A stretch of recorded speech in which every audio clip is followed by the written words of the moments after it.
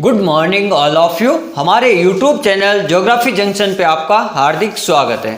आज हम बात करेंगे मुख्य रूप से जो भूकंप का वितरण यानी विश्व लेवल पर जो भूकंप है वो किस प्रकार से वितरण है, वह कौन कौन से देशों में, या अपन भूकंप की जो पेटियां हैं मुख्य रूप से वो कौन कौन सी पेटियां हैं जिनसे भूकंप का वितरण दर्शाया जाता है, यानी कौन कौन से द्वीपों में या कौन कौन से महाद्वीपों से होकर ये पेटियां गुजरती है, तो उनके बारे में अपन बात करते हैं। तो सबसे पहले अपन बात करते हैं जो भूकंप की पेटियां हैं मुख्य रूप से अपन चार प्रकार से पढ़ते हैं। तीन मुख्य पेटियां और एक अन्य क्षेत्र है। भूकंप के कितने चार क्षेत्र हैं। जैसे अपन बात करेंगे परिप्रशांत महाद्वीपीय पेटी, परिप्रशांत महासागरीय पेटी, और एक होता है मध्य अटलांटिक, एक होता है मध्य महाद्वीपीय पेटी, और एक अपन पढ़ेंगे अफ्रीकन भ्रंश पेटी, यानी अफ्रीका की जो भ्रंश घाटी है वो अन्य क्षेत्र में आएगी। जैसे हिंद महासागर है, अदन की खाड़ी है, ये अपन अन्य क्षेत्र के रूप में पढ़ेंगे कि और कहाँ कहाँ पाए जाते हैं। जहाँ आपको पता है, मैंने बताया पहले भी कि जहाँ भूकंप, जहाँ ज्वालामुखी है अधिकांशतः, वहाँ भूकंप 99% है, यानी भूकंप और ज्वालामुखी लगभग सेम क्षेत्रों में है, थोड़े से अंतर है। तो अपन बात करते हैं सबसे पहले भूकंप का वितरण। जिन क्षेत्रों में भूकंप, जिन क्षेत्रों में भूपटल यानी भूकंप कहाँ आएगा, जिन क्षेत्रों में जो भूपटल है वो कमजोर होगा। जैसे ये कोई पृथ्वी की सतह है, मान लो यहां से, अब यहां से कमजोर है, यहां से कमजोर है, तो भूकंप आने के जो क्षेत्र है ये हो जाएंगे आपके भूकंप क्षेत्र। यहां जब अंदर से जो फोर्स आएगा वो यहां से इस प्रकार काम करेगा, यहाँ से भी किरण आएगी, यहाँ से भी किरण आएगी, फिर ये इधर जाएगी, फिर यहाँ से भूकंप होगा। यानी तो भूकंप का केंद्र या भूकंप का जो क्षेत्र होता है ना, जो भूपटल की जो सबसे कमजोर सतह होती है वहाँ पर अनुभव किए जाते हैं। कहाँ पर अनुभव किया जाता है? जो भूपटल की कमजोर सतह होती है, जिसके कारण जो आंतरिक बल होता है पृथ्वी का वो वहाँ पर कंपन उत्पन्न कर देता है, तो उसे कहते हैं अपन भूकंप। वहाँ घटनाएं होती हैं जहाँ पर ये असंतुलन। अब अपन बात करते हैं भूकंप क्षेत्र की मुख्य पेटियां या जो निम्न पेटियां हैं, ये अपन इनके बारे में बात करते हैं कौन कौन सी पेटियां हैं, और उनको अपन थोड़े से कच्चे एक ब्लूप्रिंट चित्र के माध्यम से समझेंगे।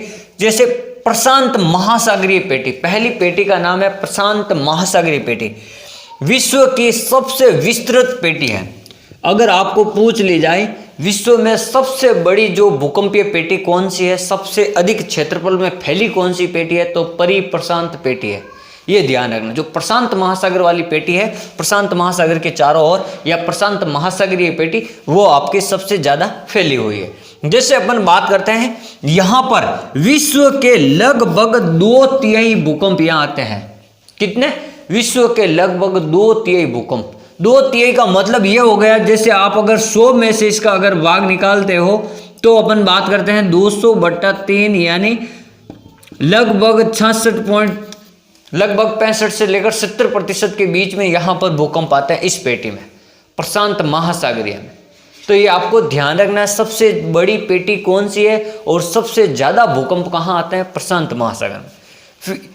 यहाँ जो प्रशांत महासागर में कई असंख्य भूकंप आते हैं, यानी सबसे ज्यादा आते हैं या असंख्य भूकंप आते हैं, इसलिए इस पेटी को अपन अग्निवलय पेटी के नाम से जानते हैं। अग्निवलय यानी इसके चारों ओर, जो प्रशांत महासागर के चारों ओर भूकंपीय क्षेत्र बहुत अधिक है, इसलिए इसको क्या कहते हैं, अग्निवलय पेटी भी कहते हैं।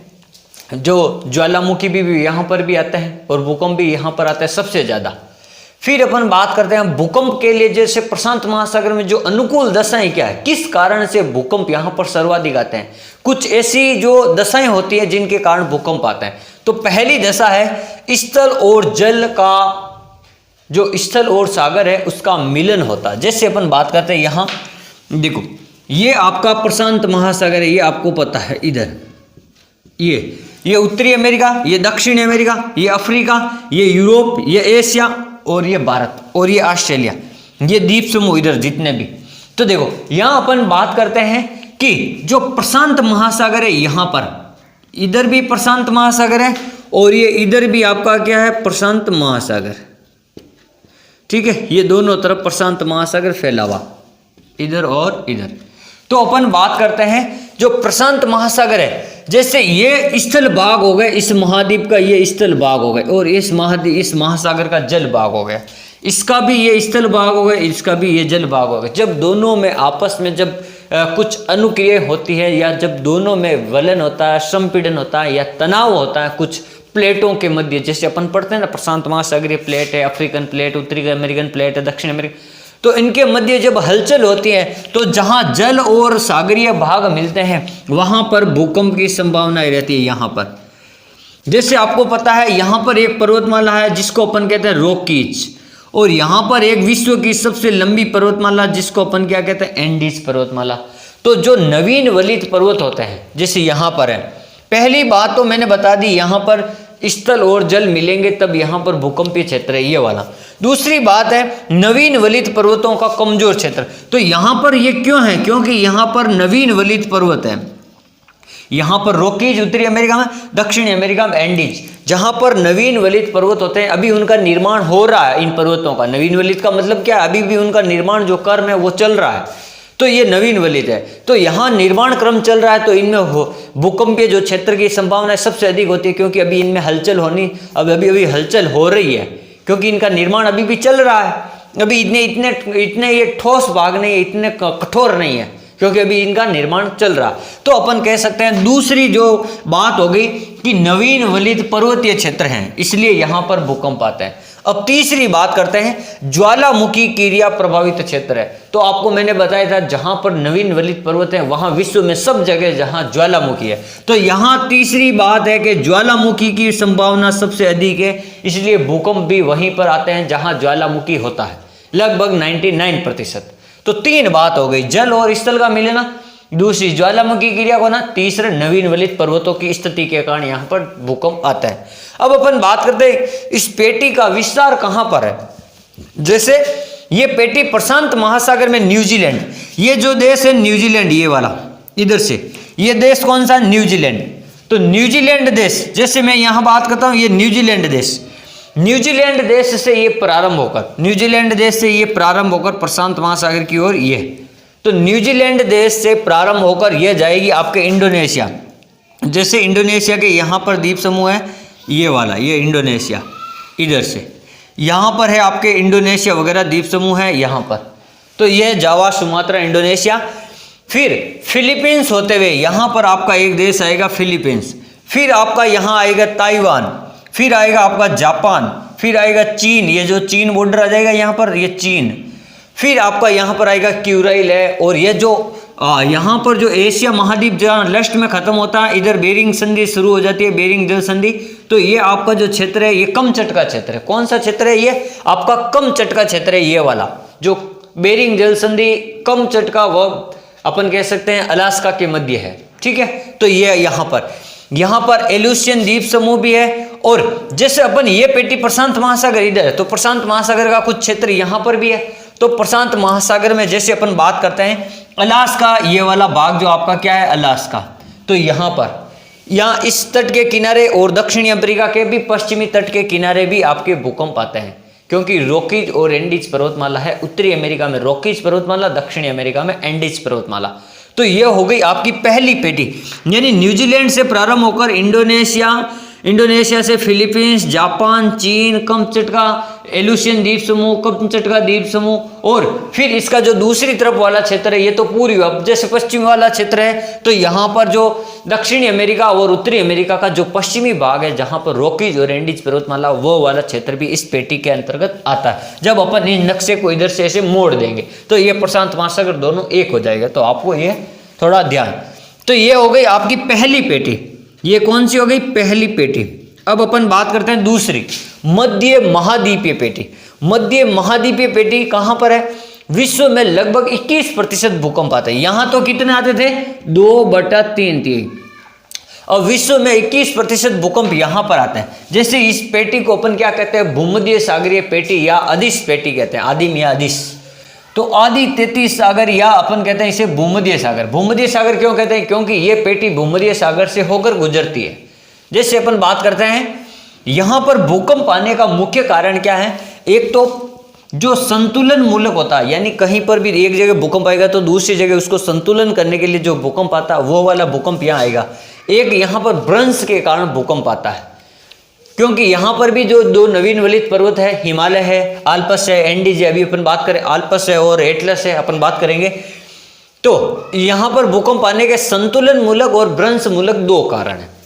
फिर अपन बात करते हैं ये पेटी, इसका विस्तार कहाँ कहाँ पर, जैसे अपन बात करते हैं यह पेटी केप वर्डे द्वीप से पुर्तगाल होते हुए, जैसे यहाँ पर एक द्वीप समूह है आपका केप वर्डे द्वीप, कौन सा द्वीप समूह है, केप वर्डे द्वीप, यहाँ से शुरू होती है, फिर पुर्तगाल आता है, फिर ये भूमध्य सागर होते हुए, फिर ये कहाँ जाती है, भूमध्य सागर होते हुए यहाँ पर देखो, यहाँ पर आपका एक पर्वतमाला है एटलस, मैं इन दोनों को यही से ही बता दूं, एक यहाँ है और एक यहाँ है, ये दोनों पर्वतमाला एटलस और आल्प्स, ये दोनों पर्वतमाला इस भूकंपीय पेटी के अंदर आते हैं। फिर देखो आल्प्स हो गया, फिर अपन कहते हैं एशिया माइनर, ये जो यहाँ से अब एशिया का जो क्षेत्र शुरू हो जाता है, भारत, पाकिस्तान, अफगानिस्तान, ये जो एशिया का क्षेत्र ये वाला, इसको अपन क्या कहते हैं, एशिया माइनर कहते हैं। फिर इराक, ईरान, जो यहाँ का अरब देश है, अरब देश जो ईरान वाला क्षेत्र है वो। फिर यह हमारा भारत का हिमालय क्षेत्र, ये वाला हिमालय क्षेत्र, हिमालय क्षेत्र से होता हुआ ये क्या जाएगा, ब्रह्मा, हिमालय क्षेत्र से होता हुआ कहाँ जाएगा, ब्रह्मा के दक्षिण में, ये जो यहाँ पर कौन सा देश है, ब्रह्मा म्यांमार है, तो यहाँ हिमालय से होता हुआ आएगा, फिर ब्रह्मा देश में जाएगा। फिर ब्रह्मा के पास में से एक शाखा है वो ब्रह्मा की ओर जाती है, और दूसरी शाखा जो ये है आपकी दूसरी शाखा, ये आपकी प्रशांत महासागरीय शाखा में मिल जाती है, इधर से ये क्या है, इधर मिल जाती है। तो ये हो गई आपकी दूसरी पेटी। दूसरी पेटी में लगभग 21% भूकंप आते हैं, ये मैं यहाँ लिख देता हूँ 21% भूकंप, ये आपकी दूसरी पेटी में आते हैं 21% भूकंप। देखो ये कहाँ से शुरू होती है, केप वर्डे द्वीप से, फिर पुर्तगाल देश आएगा, फिर आपके भूमध्य सागर आएगा, फिर इसकी एक शाखा भारत के जो ईरान है, एशिया महाद्वीप का ईरान है, जैसे भारत का हिमालय है, यहाँ चली जाएगी, यहाँ ब्रह्मा होते हुए एक शाखा यहाँ से इधर होते हुए आ जाएगी और प्रशांत महासागर में मिल जाएगी। जो प्रशांत महासागरीय भूकंपीय पेटी है वहाँ ये मिल जाती है।